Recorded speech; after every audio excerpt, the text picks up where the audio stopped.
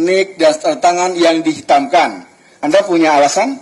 Itu karena kami sebagai badan publik itu melakukan prinsip kehati-hatian dalam melindungi data pribadi. Oleh karena itu kami mempedomani dari dalam undang-undang misalnya kayak administrasi kependudukan. Itu jadi menurut kami bahwa tanda tangan, nomor-nomor tadi seperti yang disebutkan 9 item itu tadi memang itu kami hitamkan. Nanti mungkin untuk terkait dokumen tadi yang 9 item itu yang dihitamkan, kami minta mungkin kalau memang kiranya berkenan untuk dilakukan pada saat proses mediasi aja. Kok Anda mengatur kami sih?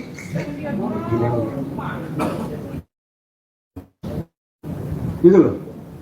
Itu cara berpikir dari mana itu? Jadi bingung kita majelis ini. Dan bagaimana termohon? Tadi di depan Anda sangat yakin bahwa apa yang dihitamkan itu dihitamkan karena kami memiliki data pribadi begini. Oke, kita ikuti. Sekarang ketika pendapatnya diikuti kok malah bingung sendiri. Ini yang melakukan uji konsekuensinya ya Pak? Betul. Iya ya.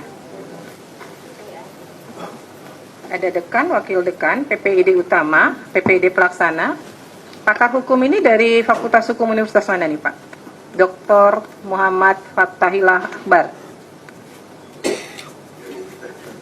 UGM juga. Pak, yang kemarin hadir di persidangan pertama siapa Pak? Ada nggak di sini? Bapak ya, berdua ya. Kan kemarin majelis meminta untuk melibatkan pihak eksternal ya, unsur masyarakat.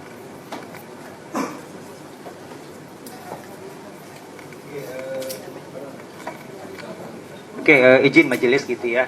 Jadi kenapa kemudian gitu ya kita tidak melibatkan unsur masyarakat?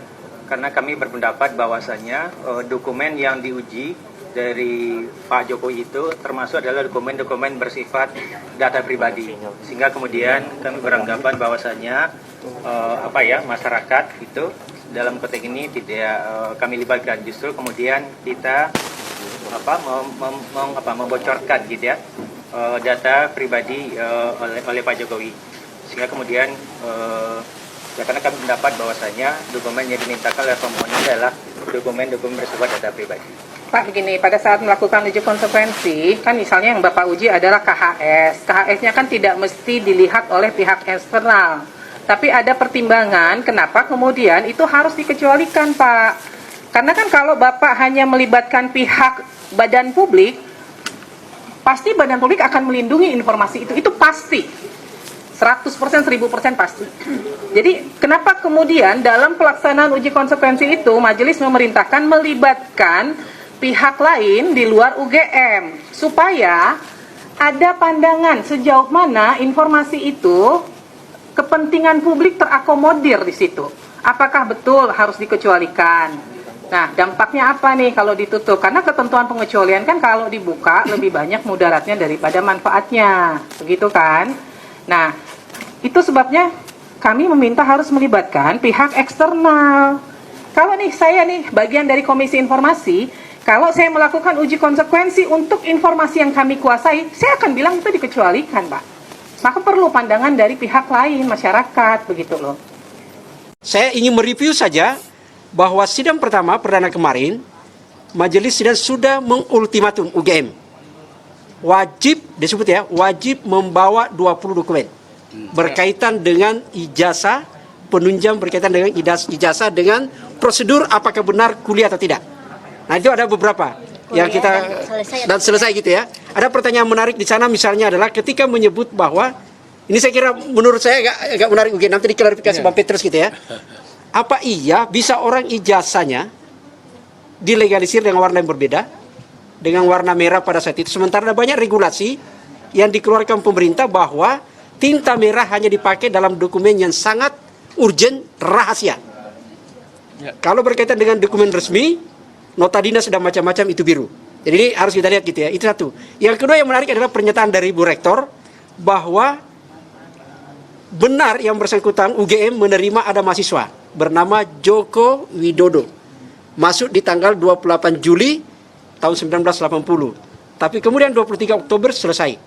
tahun 85. Itu artinya wisudawan tercepat. Tapi IP 2,5. Apa ia bisa wisudawan tercepat tapi IPK-nya rendah? Ini harus banyak hal yang misteri harus diklarifikasi gitu ya. Teman-teman, berjumpa bersama saya di Politik Dangi ya.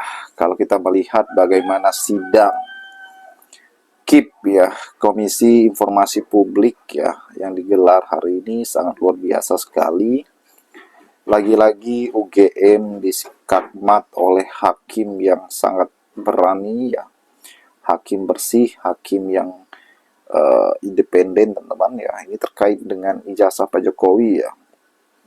Bagaimana sidang ini melibatkan banyak pihak ya, banyak lembaga, baik UGM, kemudian beberapa waktu lalu ada dari pihak kepolisian, kemudian ada pihak KPU dan sebagainya ya. Memang polemik ijazah Pak Jokowi ini teman sangat-sangat membuat kita muak sebenarnya ya, karena berkepanjangan sekali teman-teman ya, seolah-olah belum ada penyelesaian yang konkret ya, sehingga masyarakat ya sana sini dibingungkan ya dengan ijazahnya Pak Jokowi ini. Bahkan kalau kita melihat sidangnya teman-teman, ini sangat panjang juga ya. Ini baru sidang di KIP teman-teman. Bagaimana kalau sidang nanti pada saat kasusnya Roy Suryo lagi ya, bersama Rismond bahkan hingga Tifa ya, kita juga menanti persidangan hal tersebut ya. Kemudian bagaimana polemik ijazah Pak Jokowi ini ya selalu dibahas di media sosial, kemudian di media mainstream, bahkan hingga televisi. Bagaimana kalau kita lihat perdebatan Roy Suryo bersama dengan para pendukung Jokowi ya, itu semakin panas teman-teman ya. Bahkan hampir baku hantam ya kan, gara-gara ijazah ini. Dan seolah-olah ya, teman-teman ya, mereka tidak ada penyelesaian ya. Kalau debat-debat publik sebenarnya sudah bosan ya kita ya. Lebih baik langsung ke penyelesaian di sidang aja sebenarnya ya, supaya hakim memutuskan bahwa itu asli atau palsu dengan kemudian dengan